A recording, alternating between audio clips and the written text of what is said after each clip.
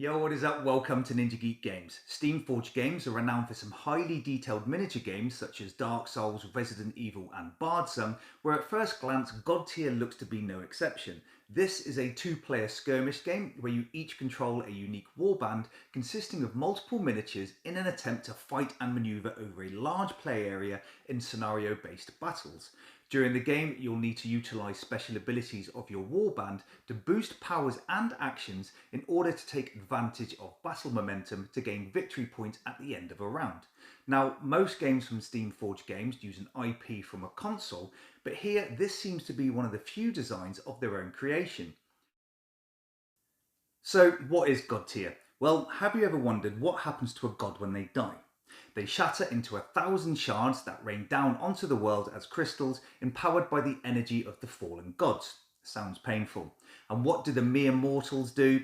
They seek to harvest this power only to become godlike, calling themselves champions, and in doing so gain a cult of followers to do their bidding.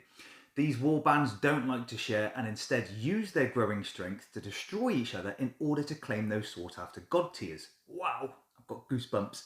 If you enjoy this video, please give it a like and subscribe to the channel. Now, let's take a look at what you get. Well, actually, not too much, but don't let that fool you. There is a large double-sided battle board made up of multiple hexes and two warband factions with a total of 10 miniatures, each one with a champion and a number of followers. Each of these possesses 3 warband cards for actions and abilities that are also double-sided and a dashboard used for storing them during gameplay. We have a load of dice for combat and a good handful of tokens for recording stat alterations, wounds and victory points, as well as objective tiles that mark where god tiers have fallen on the map. Now, with other Steamforged games that I own, the boxes are crammed full of miniatures, cards and tokens, and at first glance this game box feels a little empty, but there are a few things to note. Firstly, the price tag for this is very reasonable.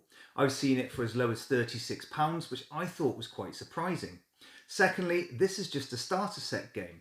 Initially, when playing from the box, you control one warband each, but as we'll see later, the idea is for each player to take on up to 3 warbands from a huge variety of add-ons available. Lastly, we really need to look at the game mechanics, its replay value, and whether strategy and tactics come into play, or if it's just a glorified dice chucker before deciding if there's enough content. With regards to the miniatures, each warband consists of champion miniatures and followers. The champions are large and easily identified compared to the mere minions that follow in their wake, and it's these champions that will be claiming god tiers over the course of the game. The miniature quality is pretty awesome for each warband, with some great detail where the champion just dwarfs the followers. I was happy to see that each follower also has a unique sculpt as well, even though some differences are minor, but it's a nice touch, so well done Steamforged Games. The game board is nicely detailed, showing a dense jungle area on one side and a barren wasteland of rock and sand on the other. The artwork here is very nice and the map is made up of multiple hexes for movement, range and objectives. The game board hexes are difficult to see in some areas of the map, but overall there's no ambiguity of where to place tiles and miniatures. Throughout the whole game the artwork is great, from the board, warband cards and even illustrations within the rulebook, which brings me nicely onto the rules. The book is a little thicker than it needs to be, but it's full of images to illustrate how actions and effects are carried out during play, which is always welcome. It's certainly not the worst rulebook I've read, but I do think certain sections are misplaced, meaning you have to flick back and forth for clarity. However, on the Steamforged Games website, they have a list of resources including a very detailed document showing an example of one round played out which clearly demonstrates the gameplay.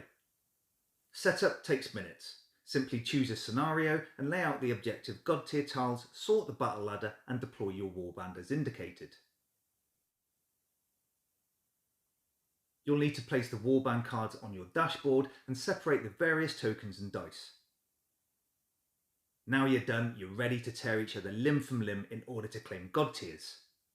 The game is very simple to play, but the many types of actions you can take, as well as the class of warband you're using, requires strategic planning and is quite intuitive.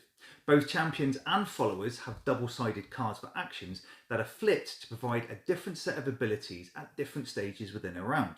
The game is made up of 5 rounds during which players score varying amounts of phase points for knocking out enemies and claiming god tier tiles. These phase points are scored using the battle ladder on one side of the board. As you score points, you move the round token closer to your edge of the board. Whoever has the token closer to their edge at the end of the round claims the round token, which reveals different values of victory points on the reverse side. It is these victory points that are required in order to win the game. GodTear has a great system for planning and carrying out actions through the use of the warband cards on your dashboard. Firstly, each warband has a unique champion card that lists ongoing passive abilities and a super ultimate power. The other two cards list the champions and followers' stats for moving, defense and health, as well as actions and combat values that they can take at various phases within the round. The first phase, known as plot, is where each player activates their whole warband by carrying out two actions for both champions and followers. Here you can move units around the board as well as activate abilities on the plot side of the cards. These actions are generally used to buff your unit's stats or reduce the enemies, recorded with tokens placed on the dashboards, as well as claiming GodTear tiles by placing a banner. Followers are the minions in awe of your champion, not like TikTok subscribers watching endless videos of their leader. They can move singularly or mass together, moving and activating as an entire unit, and again buff or reduce stats or gain abilities if within range of the champion, for example. Here you are looking to prepare your warband for the next phase, which is Clash, where you will be defending your banner as well as attacking the opponent units. This is done in a similar manner to the plot phase, except you flip the warband cards to the reverse side that shows a different set of actions where you and the opponent now alternate between activating champions and miniatures. Combat is quick and fun. Each combat ability will show different stats for range, hit and damage. If within range, you roll the required number of dice and need to score a number of hits equal to or greater than the enemy dodge value. If you succeed, you then make your damage roll and wound the enemy for each hit scored above the value of their protection stat. So for the plot phase, each player can move and activate their entire warband to try and gain some tactical advantage for the clash phase, where you then alternate activating units between players, and this predominantly results in combat. It's really important to ensure you used your plot phase effectively to get the best out of the clash phase. Focusing solely on one aspect of the game can leave you open to attack, out of range for combat or to support other units, and can result in you providing phase points to the other player, losing you that round. These phase points are generally awarded for knocking out enemies and being able to place and keep your banner on a GodTear tile for the whole round. Sometimes a well executed round can see you run away with phase points, allowing you to easily claim the round's victory points.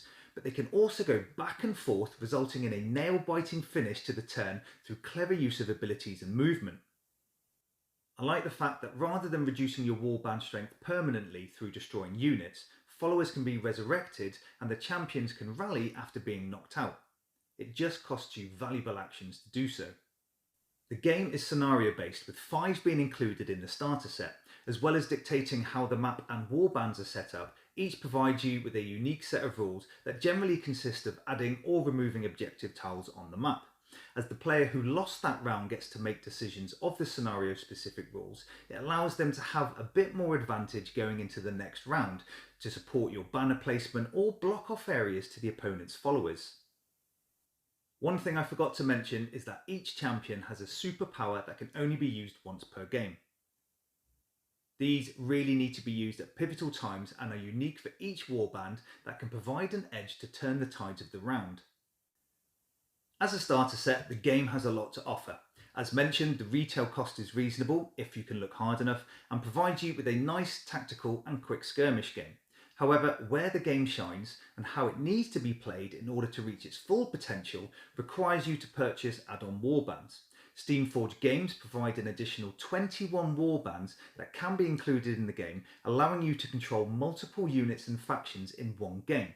The game is fun with one warband, great with 2, and fantastic with a player controlling 3 each.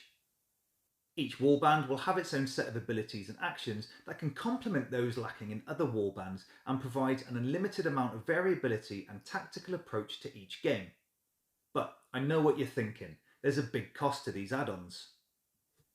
Well, not really, because you have so many options. This starter set, the Eternal Glade, has 2 factions, and so does the Borderlands starter set. You've already got a 2-on-2 game.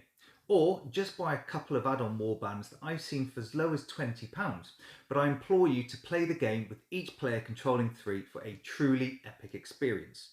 You may think it complex or result in analysis paralysis, having so many abilities and actions to choose from an increased number of units, but you begin to learn these very quickly. However, the game can last for up to 2 hours.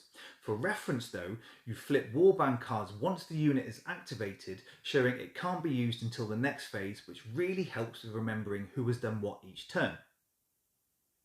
At full capacity, GodTear provides you with a very rewarding experience, and this is currently one of the best skirmish games that I've played in a while.